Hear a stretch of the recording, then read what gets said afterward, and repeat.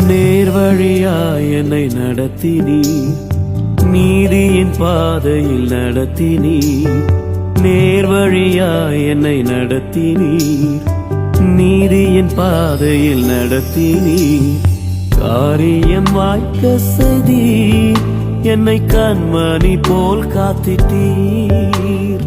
காரியம் வாய்க்க செய்தீர், என்னை கண்மணி போல் காத்திட்டீர். என் இயேசுவே, உம்மை சொந்தமாக கொண்டதென் பாக்கியமே.